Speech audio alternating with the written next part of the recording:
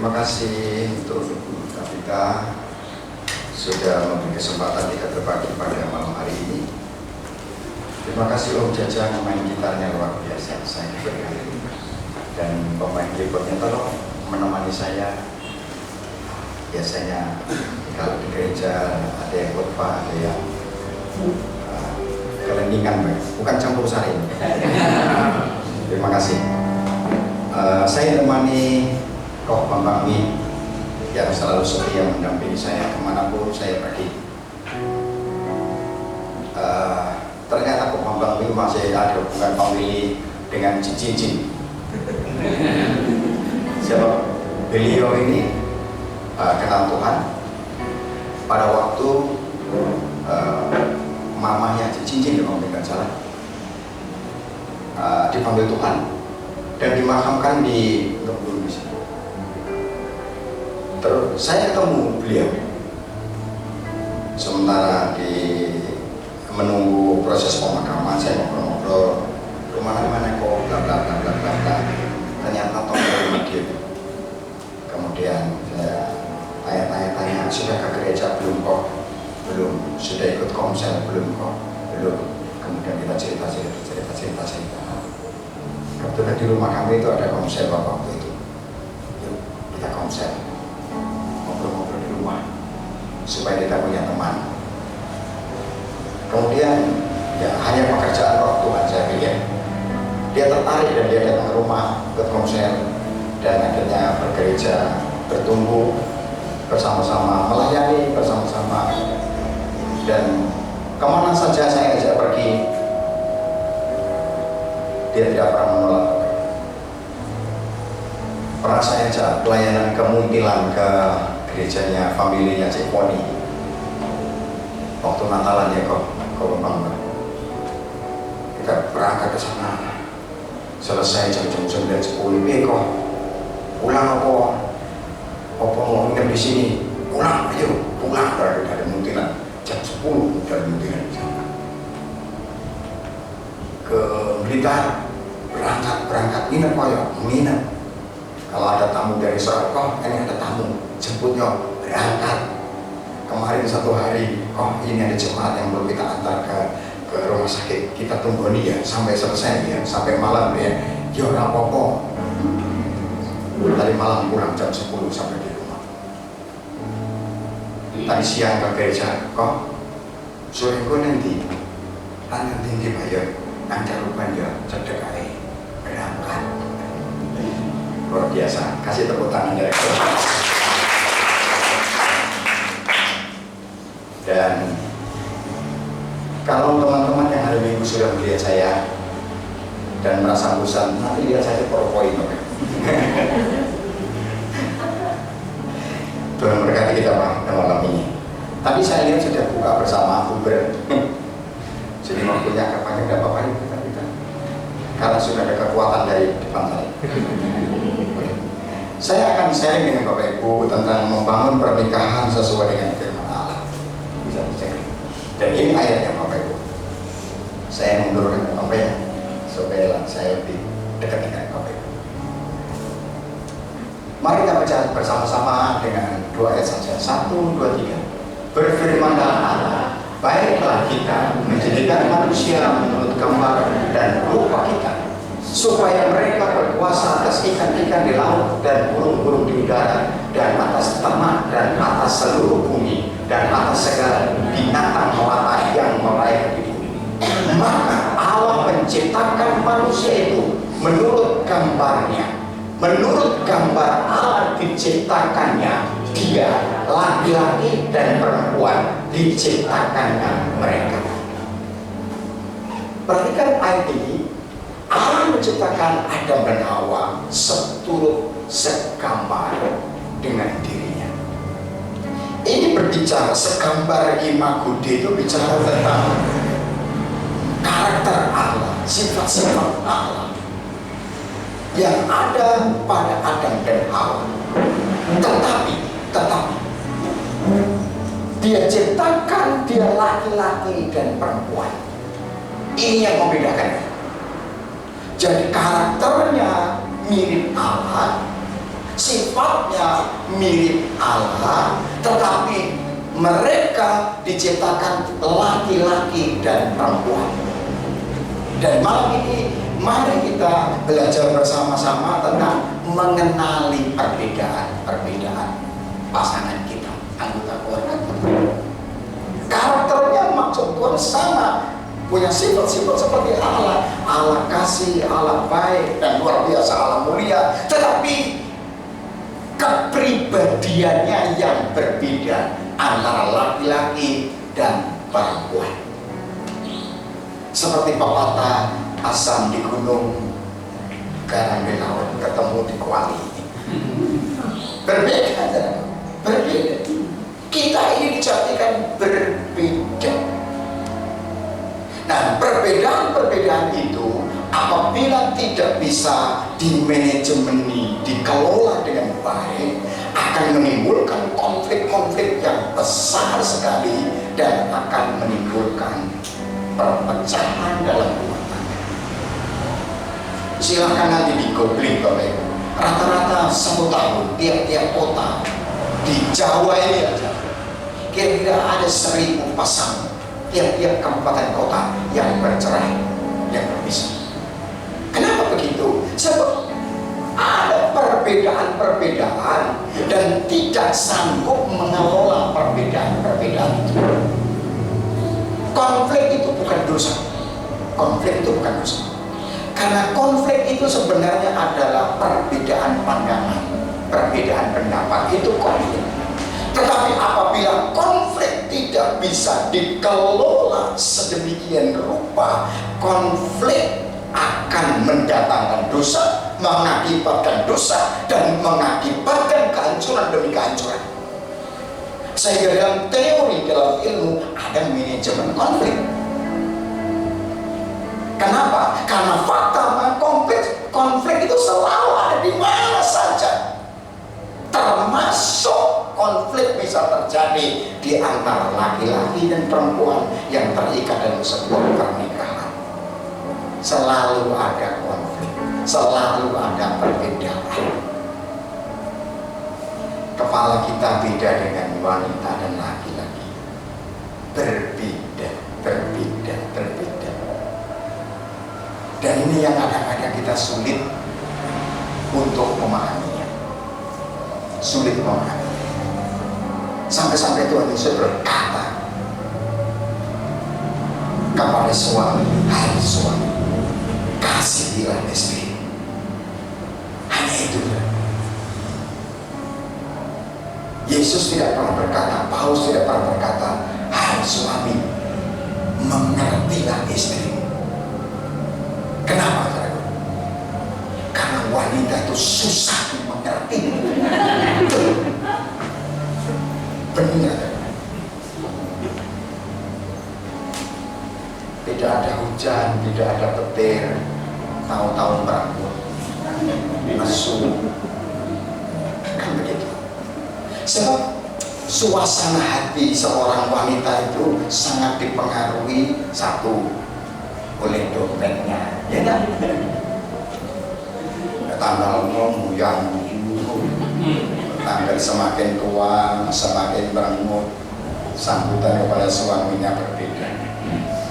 Tapi secara alamiah, suasana hati wanita itu dipengaruhi konjungtur itu naik turun, kurva naik turun, hormon wanita itu sangat berpengaruh sekali, sangat berpengaruh.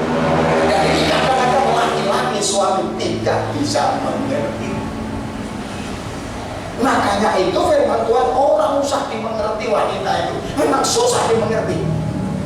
Lantas memang jadi istrinya dikasih saja sampai entek sampai elek. Beres. Memang tidak bisa dimengerti apa punya.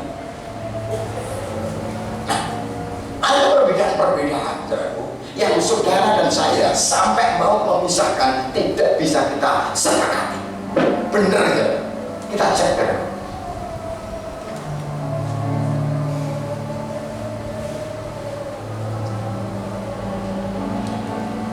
Coba kita perhatikan pasangan-pasangan kita dari keluarga. Jumlah keluarga inti Keluarga inti itu ayah, ibu, dan anak, itu keluarga inti. Kalau bapak ibu menikah dengan saudara-saudara 10 atau 12, istrinya anak tunggal, itu beda sekali karakternya. Itu beda sekali. Keluarga besarnya berapa orang? Hubungan dalam keluarga inti itu bagaimana? Ada keluarga-keluarga itu yang cuek satu dengan lain. Ada orang yang begitu akrab satu dengan lain. Nah, kemudian dia dibesarkan oleh ayah saja atau ibu saja, single parent, karena cerai atau karena meninggal dunia atau yatim piatu. Kepribadian yang dibangun oleh keluarga seperti ini itu berbeda, menjadi sosok pribadi yang berbeda. Ini dari latar belakang keluarga. Latar pendidikan dasar 3S, SD, SMP, SMA itu masuk saya dulu. Ada sarjana, wira swasta, profesional, karyawan, full timer, pensiunan. Saudaraku, ini tingkat pekerjaan dan ekonomi ini mempengaruhi hubungan suami istri. Sebab itu Alkitab sampai berkata, aku akan menjadikan seorang yang sepadan. Betul kan saudaraku? Sepadan itu pasti orang bodoh, jangan begitu saudaraku. Nggak mungkin sama sepadan itu. Lingkungan dan pergaulan. Ada orang-orang yang bergaul liberal itu bebas kepada siapa saja itu gaul gitu saudaraku. Tapi ada orang-orang yang terlalu menutup diri saudara. Dia susah sekali bergaul. Ada orang-orang yang tipe keluarga itu seperti itu. Sampai maaf saudaraku, rumahnya saja pagar tinggi sekali. Hanya tikus yang bisa lewat situ.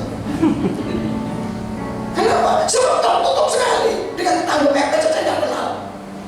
Tapi ada orang-orang yang open minded, siapa saja bergaul, dengan siapa saja dia bergaul, dan itu berbeda sekali. Dan saudara bayangkan ketika seseorang yang dibesarkan di tengah-tengah keluarga yang terkurung kayak di keraton gitu, keluar pagar saja tidak diizinkan oleh mamanya, dia menikah dengan seseorang yang dalam tanda kutip ulang-ulang lekelingan wetok makan tulan yang mundur aja. Ada seperti itu. Dan dia menikah saudara menjadi suami istri. Sudah dapat bayangkan. Makanya ini konflik terus saudara. Karena memang pergaulannya berbeda. Nilai-nilai moral juga berbeda, rohani berbeda. Ada orang yang belum percaya Tuhan, menikah dengan orang percaya Tuhan. Ada orang yang Kristen duniawi, minggu ke gereja ya, tapi tombok buntut yo, gitu ya. Ke gereja ya, tapi minum ya. Ada orang seperti ini, ada orang yang Kristen sejati, luar biasa, radikal bagi Yesus. Dan tiba-tiba menikah orang yang dunia Kristen, pada Kristen nih, saya penting Kristen ya, tapi ini duniawi. Ini Kristen sejati, dikumpulkan menikah. Pasti begitu banyak konflik yang terjadi. Itu jelas ya. Belum lagi ada riwayat kesehatan, riwayat kelakuan. Dan ini jarang sekali di budaya-budaya kita, saudaraku. Kalau mau menikah paling-paling ceknya di puskesmas, ya kan? Itu pun karena ada tuntutan dari catatan sipil supaya serangan cek dari dokter. Padahal ini penting sekali, saudaraku. Ya kan? Ya hanya kasus-kasus di sinetron saja, seperti ada beberapa tahun lalu itu ada sinetron Naila atau apa itu, saudara. Siapa yang mau, saudaraku, seandainya kita menikah dan kita menikah, tapi setelah menikah kita jadi juru rawat karena pasangan kita sakit-sakitan terus. Kali kita tidak mau, saudara. Nah, kemudian dengan kelakuan baik, apakah dia bekas napi atau apa kan kadang-kadang tidak tahu. Orang kadang-kadang hanya lihat bleger nih, saudaraku. Oh, ini ganteng, ini suge, ini kayu. Hanya sebatas itu. Pada waktu masuk pernikahan, ladalah, saudaraku, ketok kabeh. Maka konflik terjadi. Saya pernah dipanggil oleh jemaat, baru menikah 2 minggu, sudah konflik. Saya tanya, goro-goro jemuran.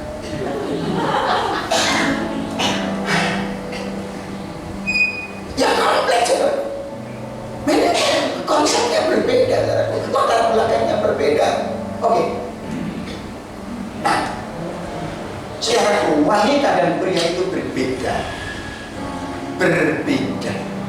Dan inilah perbedaan-perbedaan. Minimal ada 4 keunikan laki-laki dan wanita. Ada nilai-nilai sosial berbeda, kemudian cara mengambil keputusan berbeda, kunci komunikasi berbeda, dan aspek kehidupan, artinya membangun waktu, mengatur waktu juga berbeda. Berbeda. Jadi laki-laki itu unik, wanita itu juga lebih unik. Kadang-kadang saking uniknya ada laki-laki atau wanita antik. Halo, antik. Ada loh wanita-wanita itu antik, aneh, tapi ojo nganeh-nganeh gitu loh saudara. Ada jemaat dulu di Madiun itu gini. Ini unik. Dan satu keluarga itu antik-antik dan unik-unik. Dia bergaul dengan beberapa orang di gereja itu. Nah, kalau janjian dia sama dia, saya benar-benar tak catat. Sebab, wow, kalau sampai melinjani janji, jamnya saja, perkaranya menjadi panjang dan lebar dan luas. Benar. Kalau saya diundang ulang tahun, dan ulang tahun ini kadang-kadang dia hanya undang itu ulang tahun 5, 3 orang, 4 orang. Nah, ini orang udah gitu saja. Saya diundang. Kalau sampai saya lupa dan saya tidak hadir di jam dan tempat yang sama, dia sudah bilang, satu seumur hidup Bapak Ibu.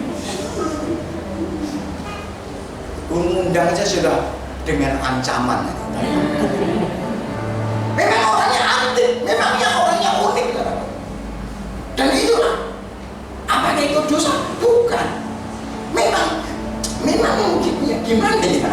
Memang masing-masing itu punya keunikan, keantikan seperti itu. Nyeleneh gitu kira-kira begitu. Coba pikirkan baik-baik. Yang sudah menikah, bojoku ya aneh orang yang kira-kira. Nyeleneh orangnya. Iya kan? Semakin berusia kok semakin nyeleneh ya. Kadang-kadang begitu saudara. Iya. Mari kita lihat satu-satu ya dengan cepat. Nilai-nilai sosial. Sosial itu hubungan antara masyarakat. Hubungan antara masyarakat. Pria dan wanita itu berbeda sekali. Cara membangun hubungan, cara berkomunikasi, cara bergaul dengan siapa saja berbeda. Laki-laki dan wanita itu berbeda. Nah, kita cek dulu ya saudara. Laki-laki itu cenderung egois. Pandangan mereka terhadap hubungan, relationship itu pria itu individual, me, egois. Karena dia merasa kuat, merasa bisa, merasa sanggup. Sebab itu laki-laki jarang punya grup itu yang betul-betul mengikat itu. Jarang sekali.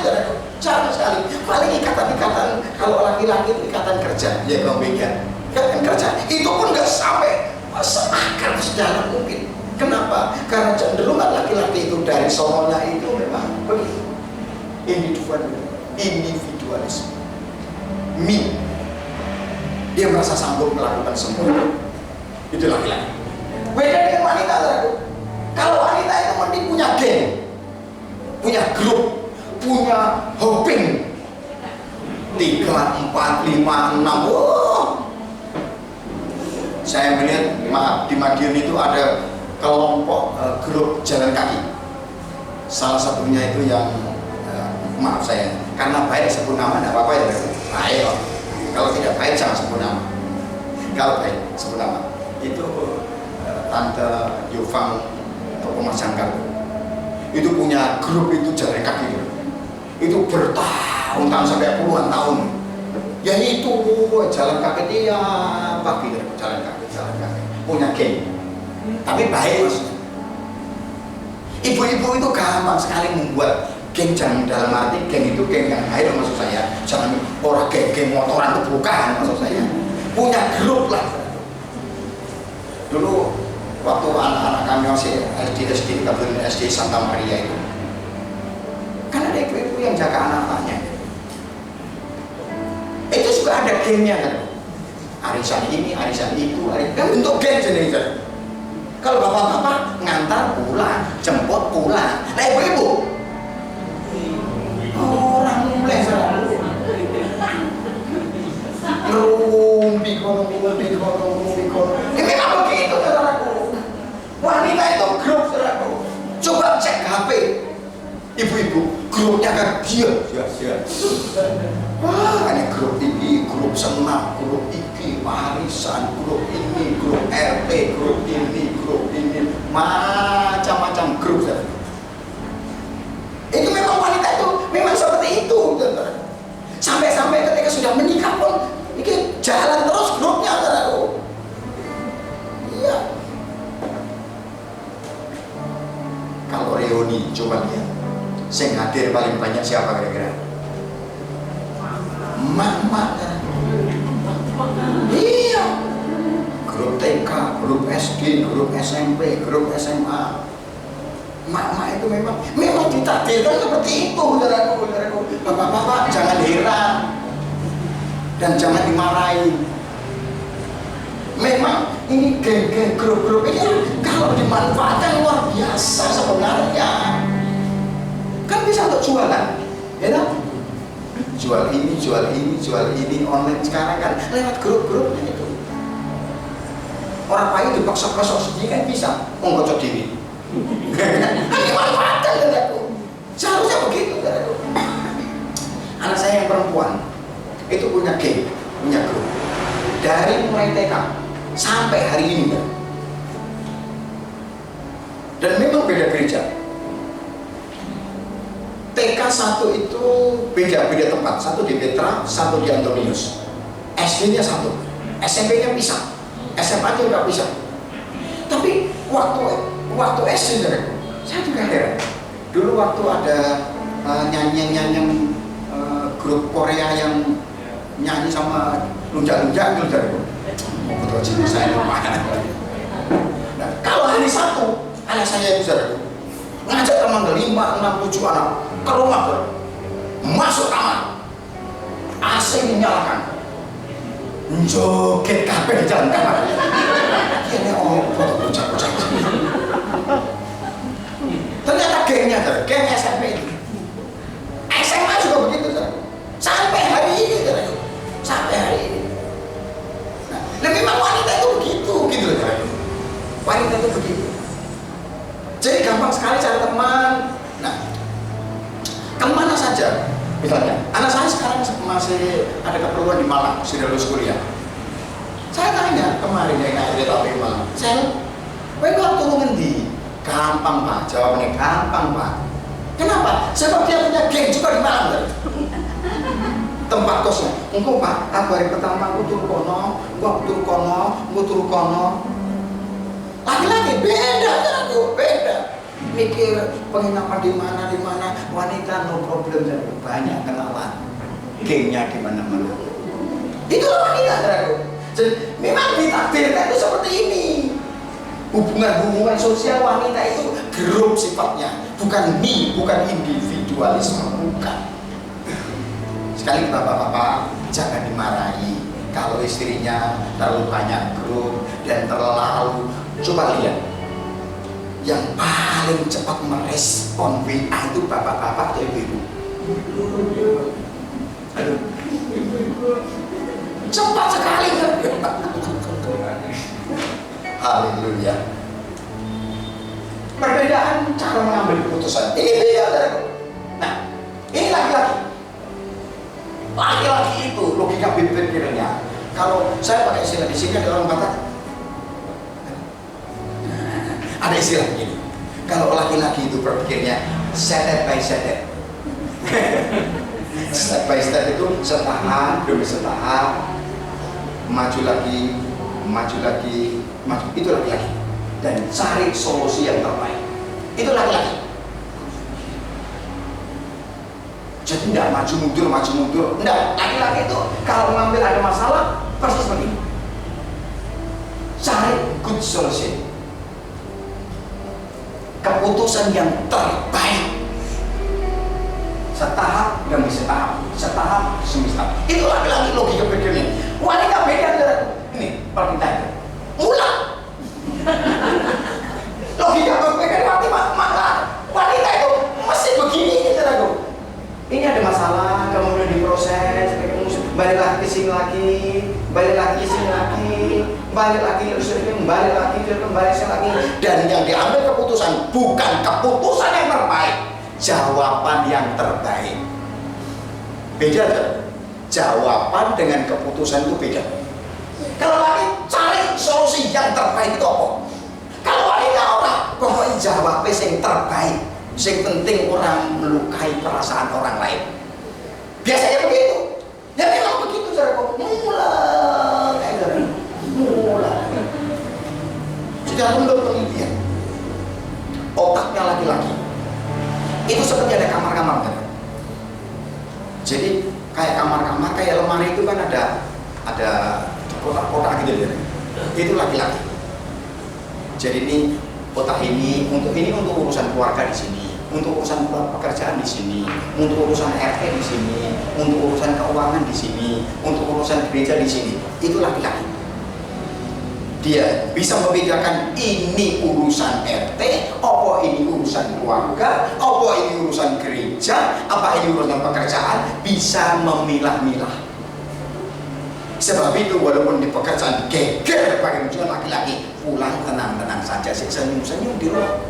Itu laki-laki. Karena kenapa? Karena bisa membedakan ini masalah pekerjaan, ini masalah rumah tangga. Beda dengan perempuan. Perempuan itu menurut penelitian saudaraku, ini bukan jelek atau baik, bukan saudaraku.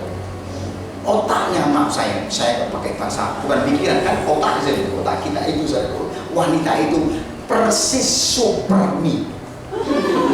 Jadi ngumpul semua jadi satu saudaraku. Masalah duit, masalah arisan, masalah keluarga, masalah gereja, masalah segala macam jadi satu. Makanya wanita itulah ada masalah di keluarga, kok ngermuti sampai ke sekolah dia pegel aja. Kok sampai ke di mana-mana kok sampai ini, aku tuh tidak sorry. Itu wanita. Kenapa? Karena memang tidak bisa membedakan ini masalahnya apa, di mana dan sebagainya. Itu memang begitu saudara. Memang didesain berbeda. Laki-laki dan perempuan itu berbeda. Tuhan mendesain berbeda. Supaya apa? Ya supaya saling melengkapi kan begitu saudara dia. Iya, supaya saling melengkapi. Nah, nanti saya akan jelaskan seterusnya dari kunci komunikasi. Kalau laki-laki kata kunci to the point, ngomong to the point. Orang usah pakai perumpamaan laki-laki yang ngomong. Kecuali kalau Arab boleh tangan. Biasanya mulai kan. Walau mulai Arab tangan. Biasanya begitu. Tapi kalau wanita itu banyak hal saudara. Iya. Oh kayak bumbune saudara. Wanita itu memang bumbune, bumbun itu banyak sekali. Laki-laki itu the point ngomong saja. A, B, selesai. Kalau wanita tidak. Makanya bapak-bapak jangan terlalu percaya. Kalau istrinya pamit, Pak, aku orang yang bangun sebelah sedilu aja, mungkin sedilu mungkin. Mama dilawan. Banyak hal yang dibicarakan, banyak hal yang dibicarakan. Saya kasih contoh saya. Kebetulan istri saya tidak datang karena berbagi tugas, ada pelayanan kedukaan, ibadah lepas duka di jemaat. Istri saya itu orang luar Jawa, dan saya bersyukur kebetulan dari keluarga hamba Tuhan, pendeta. Nah, orang luar Jawa kebanyakan, tidak semua, kebanyakan kalau ngomong ya, tidak, dan itu Alkitabiah, betul enggak? Sebab Alkitab berkata begitu, kalau ya katakan ya, kalau tidak katakan tidak. Lebih dari itu berasal dari setan, kan begitu kan? Jadi ngomong ya, tidak.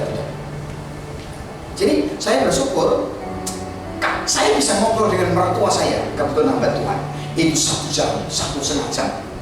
Saya mantunya, tapi saya ngobrol bebas, ngobrol banyak. Mungkin saya dianggap mantu yang baik barangkali. Jadi saya dia coba segala macam ya, aku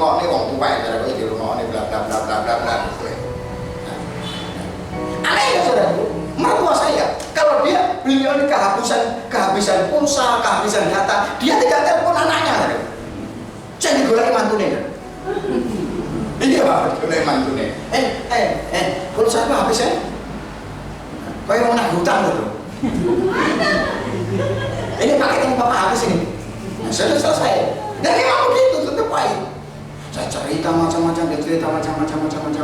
Nah, padahal intinya juga tidak banyak. Nah, waktu istri saya tidak mendengar apa yang saya ceritakan dengan keluarga saya, keluarga dari mertua saya, istri saya tanyanya begini, tadi papa mama ngomong apa? Ini saya cerita dengan orang tua, mertua itu 1 jam cerita.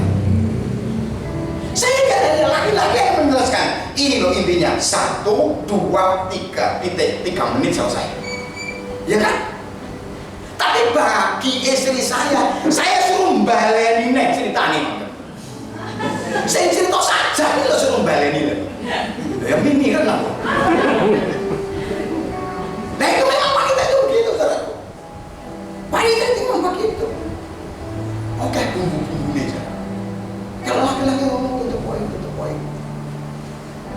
Kalau ada laki-laki yang banyak cerita, jenenge apa ya?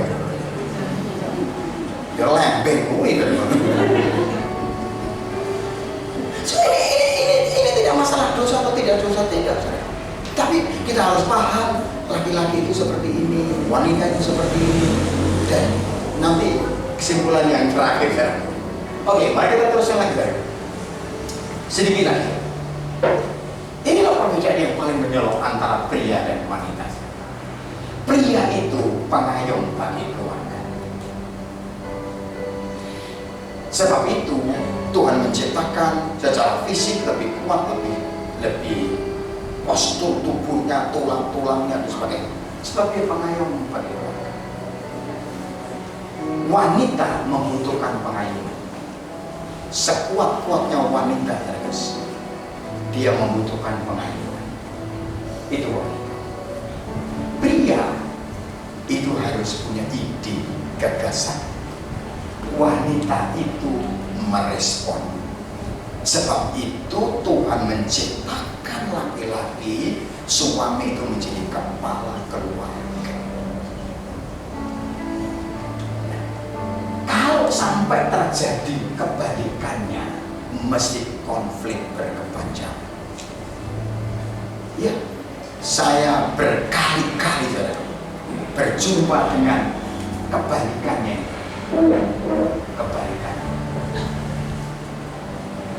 Yang wanita itu maunya kalau naik sepeda motor, istilah naik sepeda motor itu jalan 60 pos. Sing lanang ini naik sepeda motor kira-kira 20-30. Otomatis sing wanita tidak sabar kan? Lanang kok lemak-lemak orang dan sacak-sacak pikiran cacak-cacak gitu. Dan ini jadi konflik. Betul nggak Pak? Iya, mesti konflik saudaraku. Orang sabar. Sebab memang laki-laki itu inisiator saudaraku. Harus berinisiatif, harus punya ide, harus punya gagasan saudaraku. Ini saya boleh, tapi kebanyakan laki-laki yang dikasih Tuhan ide itu laki-laki pemimpin. Laki-laki itu menaklukkan dengan wibawa. Laki-laki itu menaklukkan dengan wibawa. Sebab itu laki-laki itu dikasih kumis untuk Tuhan. Ben ketok berwibawa. Kira-kira begini Mas Ibu saya. Kasih jenggot. Ben berwibawa. Kan begitu saudaraku. Wanita tidak saudaraku. Menaklukkan dengan kasih, dengan kelembutan. Itu wanita. Saya tidak tahu kalau wanita-wanita lebih galak kalau seharusnya lanang boh di ceritanya. Ya mesti geger saudaraku. Mesti konflik saudaraku. Mesti konflik. Nah, ada laki-laki yang melambai-lambai. Mesti konflik saudaraku. Mesti konflik di rumah tangga. Nah, objektif dan logis. Itu laki-laki. Kalau perempuan itu terlalu subjektif. Kalau ada sesuatu anak saya begini. Laki-laki pasti dicari kenapa ini begini, ini kenapa? Masuk akal enggak? Ini logikanya main terus ya. Itu laki-laki memang begitu. Kalau wanita tidak, subjektif ya, dia pandangnya sendiri. Pada akhirnya nanti wanita itu cemas, khawatir. Halo? Betul nggak? Karena terlalu subjektif. Kalau laki-laki tidak. Sebab itu menurut survei Bapak Ibu, menurut survei, termasuk istri saya. Sebab istri saya wanita, saudara. Nah, yang terlalu banyak sakit mah, asam lambung itu wanita. Betul Bapak Ibu? Sebab apa dirasane, dinikmati, dirasa-rasane dewe terus. Laki-laki no problem. Yang penting masuk akal, jalan terus. Sebab itu ibu-ibu jangan salah mengerti kepada suami-suami kalau kadang-kadang laki-laki itu suami sawi tidak punya perasaan. Lalu, Pak ini tidak apa-apa ya, kadang-kadang Mas Musa tidak punya perasaan. Memang begitu. Memang begitu. Laki-laki itu kadang-kadang tidak punya perasaan. Sebenarnya yang lain logikanya itu. Yang penting semua logis masuk akal. Tapi bagi wanita beda itu. Perasaannya. Saudaraku, kalau saya bepergian, otomatis pulsa saya jauh lebih banyak cepat habisnya. Engkau ada telepon telah didi, engkau siang saya telepon, ada telepon, kita ditelepon dari angkat karena sibuk, engkau baru telepon, itu kita. Memang begitu, jadi memang begitu, jadi. Ya, terlalu khawatir, perasaan, itu wanita. Nah, laki-laki itu komunikasinya langsung. Saya katakan to the point. Ngomongnya langsung. Kalau wanita tidak, sensitif terhadap perasaan. Komunikasi harus pelan, harus lembut, harus laki-laki tidak to the point aja. Sekali lagi saya bercerita tentang keluarga saya misalnya. Sudah terbiasa kami terus terang. Sekali lagi, kalau ya katakan ya, kalau tidak katakan tidak. Termasuk saya dengan keluarga mertua di luar sana. Jadi kalau makanan tidak enak, walaupun ini mertua yang masak, saya ngomong ini tidak enak, selesai. Saudara bayangkan kalau mertua orang Jawa, saudara dipecat dari mantua. Surai enak, mau enak, ini enak. Kok enak saya? Ngomong tidak suka, saya tidak suka. Selesai. Bagi mereka itu tidak masalah. Bagi kita, saudaraku, masalah. Kalau dikasih makan, dihabiskan, oh mereka senangnya luar biasa, saudaraku. Iya. Kopi, teh, disuguhkan, makanan, habiskan, mereka senang sekali. Masa malah siapkan kresek, bisa nggak mulik. Dan bagi mereka itu senang luar biasa. Bagi kita, orang kita yang di Jawa ini, kok rakus mentolong. Kan begitu saja. Kopi, teh, saya juga ngomong teh, kopi, air minum itu udah disuguhi, masih disisakan. Padahal tuh tamunya pulang kan dibuang, betul kan? Mulai dinteknya resi, dirasani saja. Kok ngelak tenang, kebangetan. Kan begitu kan? Itulah perbedaan kan? Jadi laki-laki itu ngomong to the point, komunikasi secara langsung. Orang usah mulak, orang usah bulat. Itu mudah sekali ya. Wanita itu sensitif terhadap perasaan. Apalagi maaf saya, semakin orang berusia itu semakin sensitif. Apalagi kalau organ-organ tubuhnya sudah mulai mengalami penurunan fungsi dan lek diomong alon-alon teraku. Ya tak saya lek dibanter ngomongin gentar dan terus biar. Nah begitu kan. Nah saudaraku. Nah, fokus kepada yang penting gitu laki-laki. Kalau wanita itu fokus kepada yang indah-indah, makanya laki-laki yang paling dilihat itu paling berita ini. Yang penting-penting toh yang ditonton. Kalau wanita tidak terlalu sing indah-indah. Saya kasih contoh. Sampai hari ini saya belum bisa memahami indahnya itu apa dan bagaimana.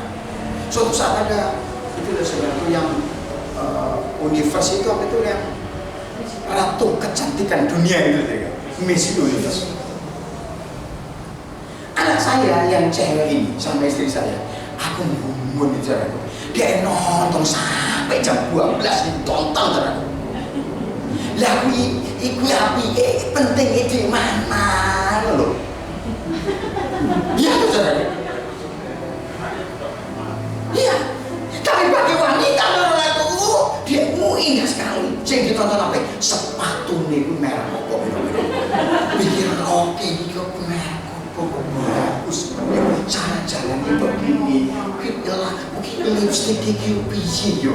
Rambutnya menatanya bagaimana? Itu yang gak masuk akal saya. Otak saya gak nyandang dalam itu. Dan saya tak tinggal hidup. Bagi saya gak ada gunanya. Tapi bagi wanita,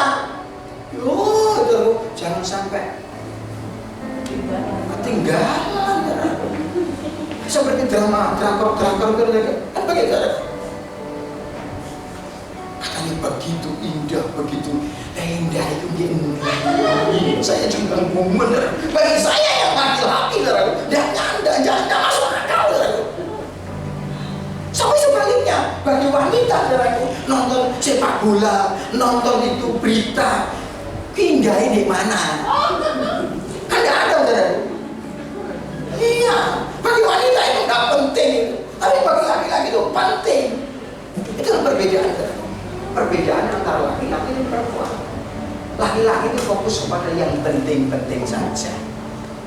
Yang nggak penting nggak usah diperhatikan. Nah, bagi wanita fokus yang indah-indah.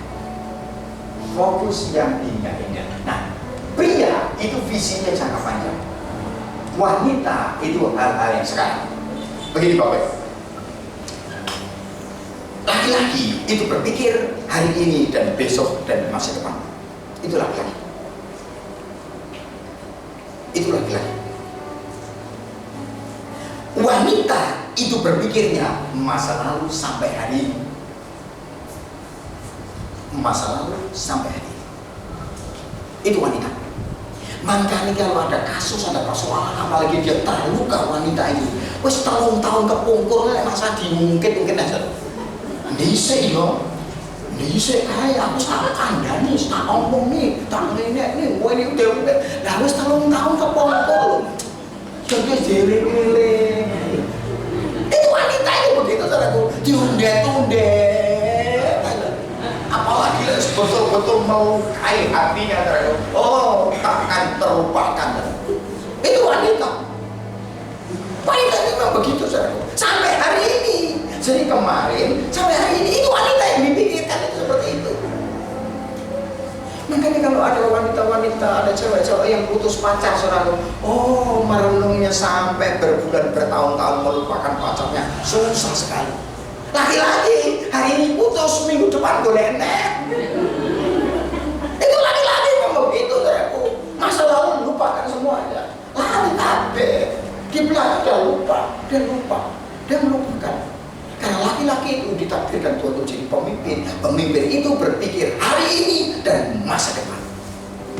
Itu laki-laki. Besok piye, keluargaku piye, besok aku punya rumah piye, anak-anakku masa depan piye. Itu laki-laki. 5 tahun lagi bagaimana? 10 tahun lagi bagaimana? Nanti kalau saya tua bagaimana? Saya ikut siapa? Saya harus mempersiapkan bagaimana? Itu laki-laki. Kalau wanita tidak. Kemarin sampai hari ini aku masak apa ya kira-kira? Aku hari ini arisan di India. Itu wanita itu sampai hari ini saja. Hari ini, laki-laki itu. Hari ini dan sampai ke depan. Sebab apa? Sebab laki-laki ditakdirkan untuk jadi pemimpin dalam ditetapkan untuk berpikir hari esok, berpikir masa depan. Kira-kira 20 tahun lalu mungkin ya. Anak saya waktu besar waktu masih SD, umur 6 tahun atau 7 tahun, saya kurang tahu, saya lupa sudah. Anak saya sekarang ini satu umur 27 tahun. Waktu itu ada jemaat datang ke rumah, Tati Cati datang ke rumah dan minta doakan, Pak Yo tolong doakan. Kenapa sih? Ini anak saya, anak kami mau kuliah di Petra Surabaya. 20 tahun lalu uang masuk Petra itu 3 juta. 3 juta. Anak saya umur 7 tahun. Berarti kalau 7 tahun mau kuliah umur 18 tahun, berarti kurang berapa tahun ya? 11 tahun lagi kan. Kemudian kita berdoa bla bla bla dalam nama Yesus. Jemaat pulang dengan damai sejahtera. Jemaat pulang dengan damai sejahtera. Saya yang stres. Kenapa saya stres?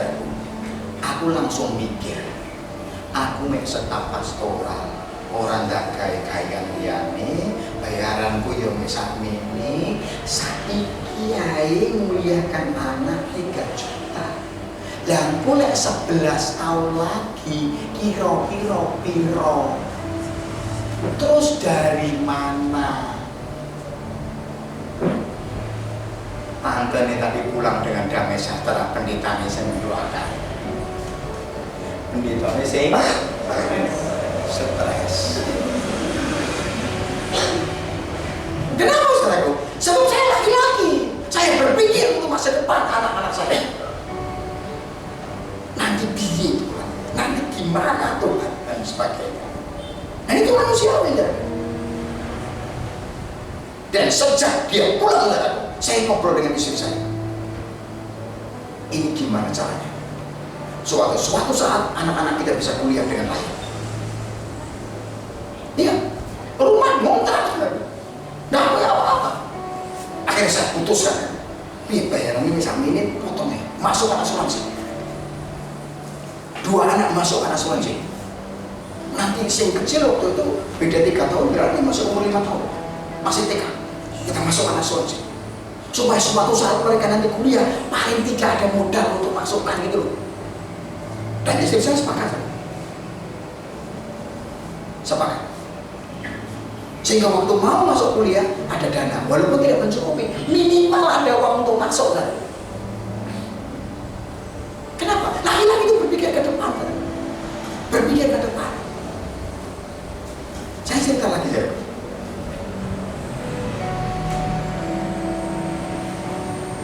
Kami itu jadi kontraktor 15 tahun. Sudah tahu maksud saya kontraktor? Kontrak sana, kontrak sini loh sudah. Kan kontraktor jadi. Kontrak rumah kan? Pindah-pindah rumah. 15 tahun. Terus saya mau tanya istri saya, gimana kalau kita nyicil rumah perumahan?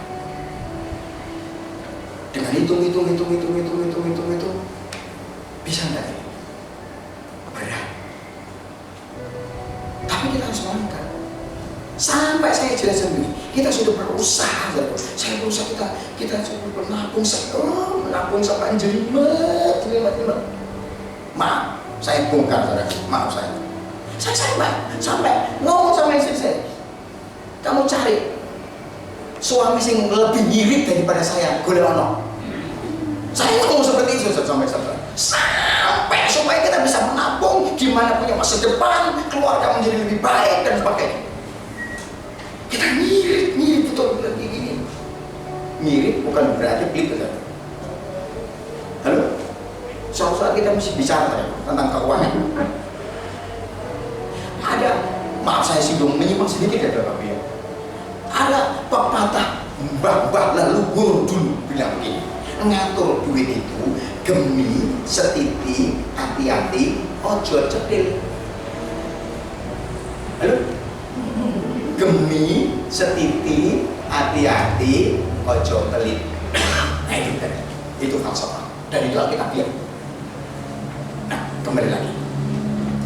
Kemudian saya menjelaskan, kalau angsurannya 1 bulan sekian, pendapatan kita sekian.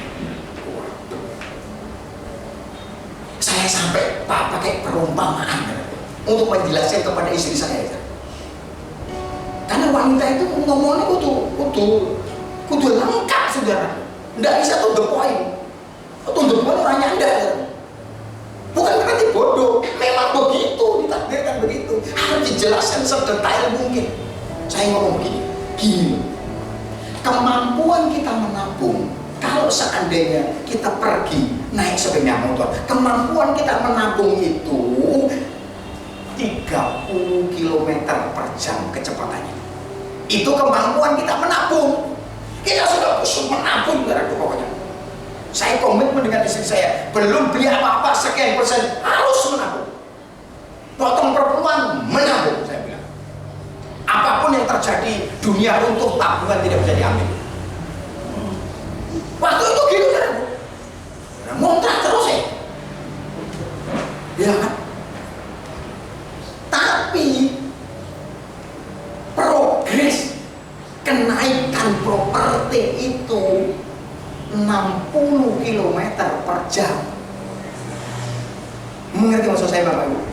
Jadi tabungan kita sampai di sini, regone itu kok gitu. Kita sampai di sini, harga sudah sampai di sana. Nah kapan diomel ini sana itu? Saya ngomong begitu. Baru dia ngeh. Kita ambil kesepakatan. Oke, kalau kita ambil perempuan. Ngono isi mahe kambu saulang. Betul saya baru ngambil keputusan. Dek itu aku stres mahe kambu gitu. Mikir gitu. Sebab apa? Dia kan bendahara rumah tangga. Dia ngatur duit. Gua tuku iki dan macam-macam. Sampai waktu itu, maaf saya, sampai waktu itu saya bilang begini, oke. Berkat dari gereja waktu itu saya serahkan dia. Untuk apa saja keperluan saya bilang kepada istri saya. Sebab kalau saya minta lagi, pasti tidak cukup. Maaf, dan saya tidak bilang kepada siapapun, kepada Pak Gembala waktu saya tidak cerita, kepada jemaat tidak cerita. Saya cerita ke Pak sendiri, sebab saudara bukan jemaat kami cerita. Dan sekarang beda lagi kasusnya kan. Waktu itu saya bilang, oke, untuk keperluan saya kan perlu minyak rambut, saya perlu sepatu, saya perlu persembahan, saya perlu ini. Saya bilang kepada istri saya nggak berdoa berpuasa. Untuk HR dari gereja sudah urus saja. Saya tak berdoa berpuasa. Saya cari Tuhan. Teman-teman di pastoral zaman dulu di gereja yang lama kayak hidup saya tahu. Saya kalau kita kan ada pastoral itu doa pagi jam 8 sampai jam 9. Selesai. Kemudian kita pulang kantor jam 2. Saya ambil waktu jam 1 sampai jam 2. Saya selalu pergi di depan mimbar. Tiap-tiap siang. Catatan di dompet saya buka kepada Tuhan. Saya catat, Tuhan, kebutuhan saya, Tuhan saya butuh uang sebulan sekian. Untuk ini, saya berdoa cari Tuhan. Tuhan, Engkau yang memanggil saya dan seterusnya. Dan selalu ada mujizat. Amin. Itu yang saya heran. Selalu ada mujizat, selalu ada mujizat, selalu ada pertolongan. Sampai hari ini sama saya tidak tahu waktu itu tiap bulan, tiap akhir bulan atau awal bulan ada saja jemaat itu kasih amplop, dikasihkan persembahan, kantong persembahan, pasti ditulisin untuk Om Yo, masukkan. Bendahara ngitung persembahan, kan perawan dibuka, terus ada tulisannya. Dia kadang-kadang kok Jogja itu antarkan ke rumah, kadang-kadang dia. Saya tidak tahu. Dan sampai hari ini saya tidak tahu siapa orangnya sampai hari ini. Aku batin aku yang ngerti uang ini tak aku tambahin. Siapa dia kasih Tuhan? Selalu dimuji, selalu pertolongan Tuhan. Sini kembali lagi ya. Saudaraku, laki-laki itu visi jangka panjang. Bapak-bapak, kapal-kapal keluarga, mau jadi apa 5 tahun lagi, 10 tahun lagi, keluarga kita, kalau kita punya pekerjaan, kalau kita melayani jadi hamba Tuhan, maka visi jangka panjang. Visi jangka panjang. Saya sudah berpikir sama istri saya, sudah sepakat. Nanti kalau kita tua bagaimana? Kita harus siapkan ini, kalau siapkan ini, kita harus berpikir masa depan. Jangan bergantung kepada anak, jangan bergantung kepada siapapun. Nah, harus dipikirkan dari masa depan. Iya. Jangan pakai ayat yang satu. Biarlah kesusahan hari ini cukup hari ini, besok ada kesusahan sendiri. Susah tenang, saudara. Iya kan? Mesti dipikirkan. Nah, wanita itu hal-hal yang sekarang. Nah, kecakapan mental baru tubuh itu laki-laki. Kalau wanita keindahan tubuh baru mental, yang saya cerita tadi, begini maksudnya saudara. Laki-laki itu saudara, saya ngomong kepada istri saya, jangan marah. Kalau saya pergi saudara, saya pergi biasanya, apalagi dulu belum zaman IT, jalan elektronik, semua buku-buku elektronik. Saya pasti pulang kemana saja, saya pulang bawa buku. Saya bawa buku, saya beli buku dan sebagainya. Kita puji Tuhan cukup banyak buku di rumah. Buku ini saya beli, buku ini tentang pekerjaan Tuhan. Saya beli buku. Koleksi buku cukup banyak di gereja di rumah saya. Kenapa? Karena laki-laki itu kecakapan ini dulu ya. Mentalnya dulu baru indah. Maaf saya tidak berpikir itu saudaraku, kapan ya tuku baju baru, kapan ya kira-kira ya ganti sepatu, kapan ya kira-kira. Saya tidak pernah berpikir saudara. Tidak pernah berpikir saudara. Iya, tidak pernah berpikir. Sepatu rusak dijahit, iya. Saya pintar jahit sepatu. Iya, saya punya jahit sepatu. Apa-apa, oh itu bisa diperbaiki. Saya tanya, saya marah kepada anak saya ini. Dia beli sepatu yang mahal, model solnya. Kenapa beli seperti ini? Kenapa Pak? Ini rusak, rasa ditangani ini. Karena ada sepatu soalnya kalau rusak tidak bisa ditangani. Kalau kita yang cari duit angel ini, kayak barang rusak, saya bisa ditangani. Oh pikirannya kok ngiri, kayak aku manusia. Kalau wanita tidak, keindahan wanita. Sing penting, ya tadi aku beli baju baru.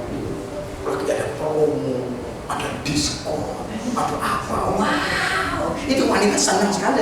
Apalagi masa-masa sekarang ini full diskon ya. Iya, mau Idul Fitri begini. Saya ngomong kepada istri saya, orang diskon itu kan nawari sampai ndowel saya pengaruh. Nggak ada. Mas justru kalau istri saya pergi ke mall kemana saudaraku, oh saya ada di belakang saudara. Saya berdoa syafaat saja. Tuhan kuatkan iman istri saya. Leonardo tuku orang buat laki-laki kan beli sesuatu kan tunduk panjang saudara. Wanita kan tidak mau muter telepon yang mau di jalan ini di dalam mana ya apa ya sekolah jaganan orang usah ngono kuwi to. Mu betul the point yang saya kabeh beli apa?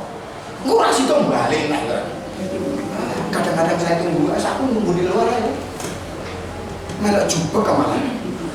Itu memang begitu, saudaraku. Memang wanita begitu, saudaraku. Indahnya wanita itu begitu, saudaraku. Indahnya wanita itu begitu. Oke. Kemudian kebutuhan. Rasa berharga, berarti.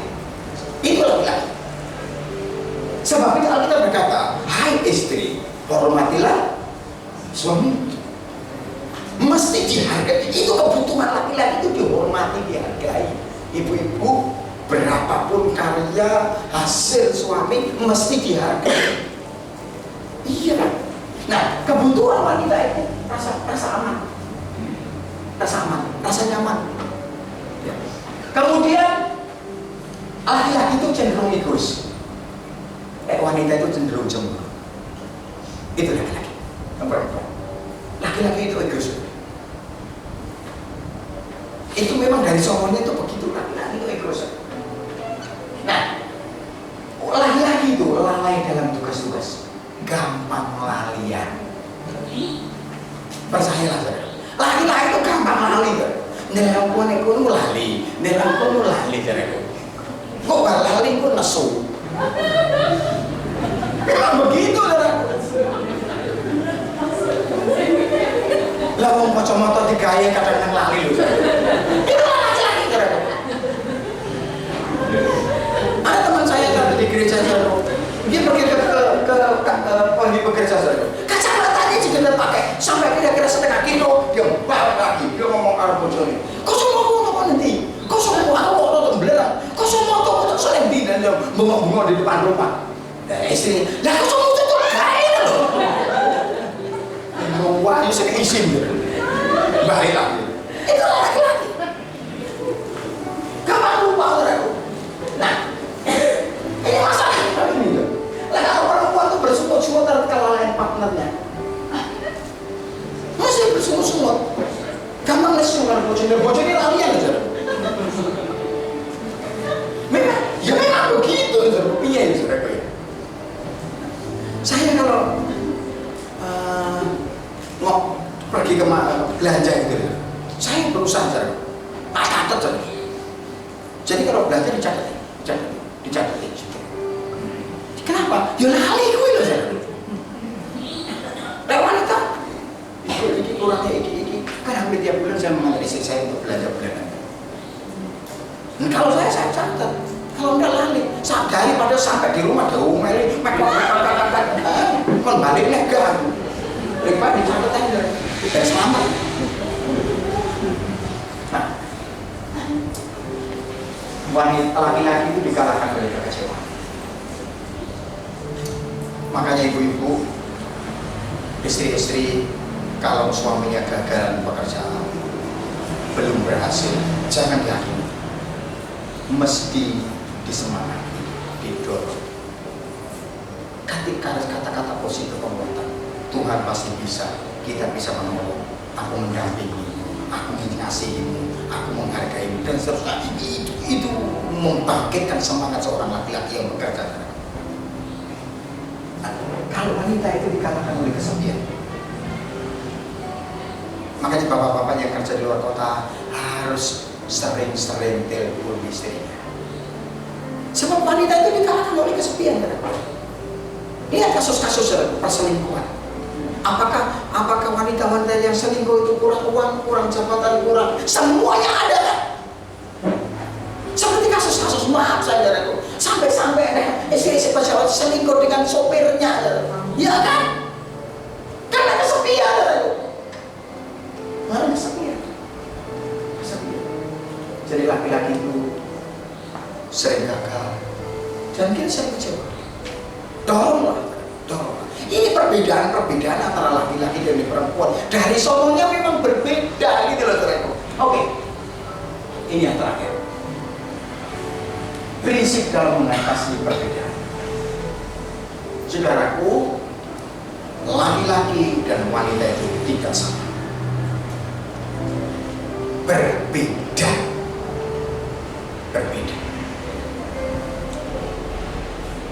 Kita berkata, mengenali, mengerti, menerima, menyesuaikan. Artinya begini, kita harus mengenali perbedaan-perbedaan kita dengan pasangan kita, termasuk anak-anak kita. Walaupun salah satu kandungan berbeda, laki-laki sama laki-laki, anak-anak kita berbeda. Mesti mengenali perbedaan, kemudian mengerti. Saudaraku, perbedaan itu kadang-kadang tidak bisa diubah.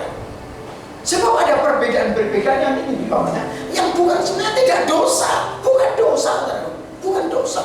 Sebab itu kita harus berani menerima perbedaan itu. Amin Bapak Ibu. Berusaha menerima perbedaan itu. Berusaha menerima. Saya di rumah saya, anak kami itu 2. Saya ditengok waktu buka pagar gitu. Iki sing buka pagar tuh anak saya laki-laki atau perempuan, saya tahu ya. Iya, saya ngerti. Walaupun saya di belakang, mulai buka pagar duluan. Ini aku cakap anak lanang. Kalau saya buka lanang pelan-pelan. Oh ini anak itu tekonya. Beda kan? Cara naruh sepatu aja beda kan? Semua lanang langsung lempar sana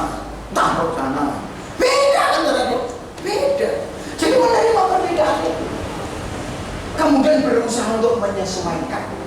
Saudara tidak bisa memaksa orang lain seperti kita. Itu yang membuat saya terlalu banyak stres. Maaf saudara, saya orang perfeksionis. Dan saya kepingin anggota keluarga ini seperti saya gitu loh saudara. Dan itu membuat saya stres sendiri saudara.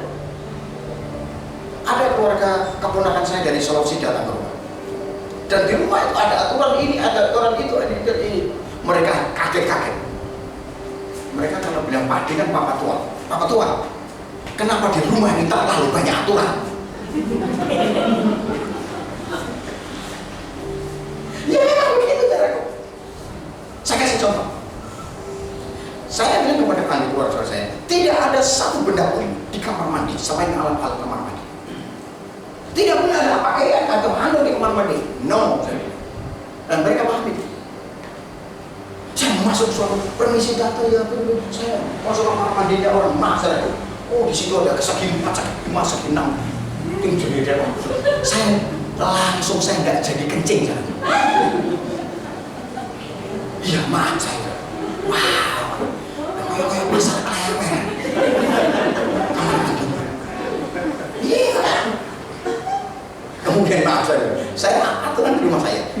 Di kamar, setiap kamar tidak boleh ada gantungan pakaian. Paku pun tidak boleh ada di kamar. Paku saja tidak saya kasih.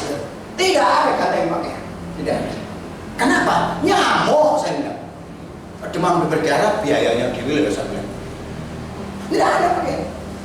Saya siapkan hanger di belakang itu, maaf, lebih dari 100 hanger di belakangnya. Ini pakaian yang sudah tidak dipakai lagi, mau dicuci taruh di sini, plug NMR. Sing baru pakai sekali gantung diangin-anginkan di sini. Besok dipakai lagi bla bla bla bla bla supaya. Sepatu taruh di sini, sandal taruh di sini, ini di sini, ini sini. Tempatnya golok di sini, pisau di sini dan sebagainya. Itu semuanya ada, kan? Makanya keponakan saya judek. Kenapa saudaraku? Sebab bapak saya ngajari supaya nanti butuh suatu waktu tuh saya nggak dewi-dewi terus. Orang bengak-bengok, pasti yang ini pisaunya itu lagi. Bingung saya, bengak-bengok. Semua, maaf saya memang begitu saudaraku. Dan orang mengikuti saya makanya saudaraku. Saya di mana ya? Di Selopolo sana Buta Pita. Saya sampai takut dari Buta Pita. Saya ngangkat pekerja itu takut. Takut saya stres, saya tidak bisa mengikuti dia. Dan saya takut dia stres tidak mengikuti saya. Daripada podo-podoin dani. Lebih baik orang sandai pekerja. Serahkan dapat jemaat-jemaat, ya turun jemaat terus. Sama dengan di Madiun, diatur ini gini sudah. Saudaraku, itulah perbedaan. Jadi saudaraku, ini prinsip firman Tuhan. Yang mutlak harus ditaati sesuai dengan firman Tuhan. Amin Bapak Ibu. Yang mutlak jangan dibantah. Harus disesuaikan dengan firman Allah. Misalnya persembahan, ibadah, persepuluhan, itu mutlak. Jangan dibantah.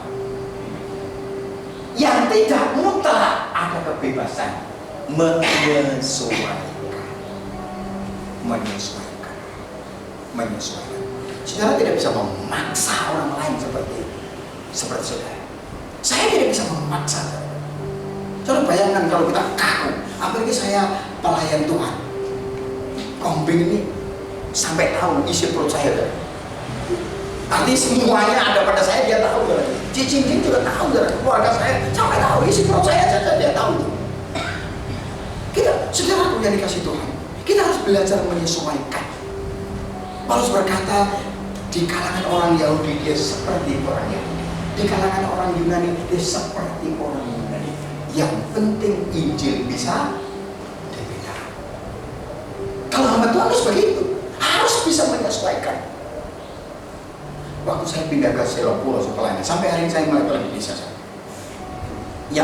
Prinsip saya begini, yang penting Injil diberitakan, yang penting pelayanan bisa jalan dan maju. Saya datang ke sana, dan satu-satunya gereja sini. Tidak ada gereja apapun, satu kecamatan. Tidak ada gereja apapun. Itu daerah betul-betul daerah hijau. Kambing sudah tidak terhitung bisa ke sana. Apa? Saudara, saya datang ke sana, budayanya. Saya langsung beli kopiah. Saya beli kopiah. Jadi seperti Bang Haji nih. Diundang bulan, saya kan bulan pakai kopiah. Waktu takjiah, saya kopiahnya bersama orang-orang kampung di situ. Saya hanya tidak pakai sarung saja. Saya bilang kepada waktu kemudian, boleh tidak pakai sarung? Sama tetangga saya diberi sarung kan? Supaya maksudnya kalau takziah itu nggak sarung, saya izin, boleh tidak pakai sarung? Saya nggak pakai sarung. Untuk apa saudaraku? Kan itu tidak melanggar firman. Kopiah itu kan bukan agama, kopiah itu kan budaya. Orang Arab tidak ada orang kopiahan. Tidak ada orang kita saja yang pakai kopiah karena budaya. Yang penting Injil kita kan menyesuaikan demi Injil. Terakhir saudaraku, yang salah harus diampuni. Amin dari itu. Yang salah harus diampuni. Anak-anak kita, suami kita, istri kita harus ada ruang pengampunan dalam keluarga kita. Jangan memaksa. Harus diampuni. Oh, ini anak kita salah, suami kita salah, istri kita salah. Mau kita itu banyak salah ya. Harus diampuni. Sama kalau tidak saudaraku, oh saudaraku, keluarga kita tidak ada damai sejahtera. Kiranya Tuhan tolong kita. Maaf saya tadi sudah di awal minta izin waktunya agak panjang dan ini sudah jam 8. Yang tidak benar harus diubah. Haleluya. Yang tidak benar harus diubah. Kalau ada kebiasaan-kebiasaan dulu kita mari ubah dengan pertolongan Tuhan. Tuhan akan tolong kita. Tuhan berkati kita. Mari kita berdiri bersama-sama.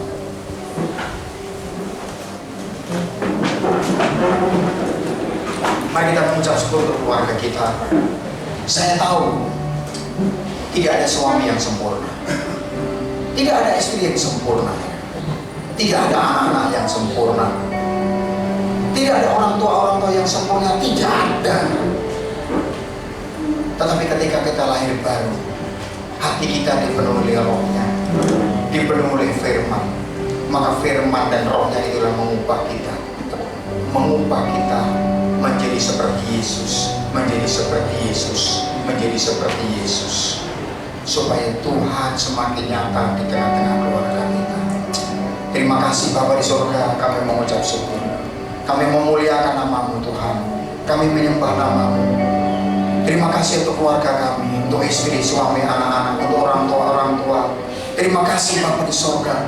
Terima kasih untuk teman-teman yang hebat, teman-teman yang baik. Terima kasih untuk semua kemurahan-Mu, anugerah-Mu selalu baru dan selalu baru. Terima kasih Bapak di surga. Nanti mohon Mas Musa akan berdoa untuk mengakhiri sharing kita malam hari ini.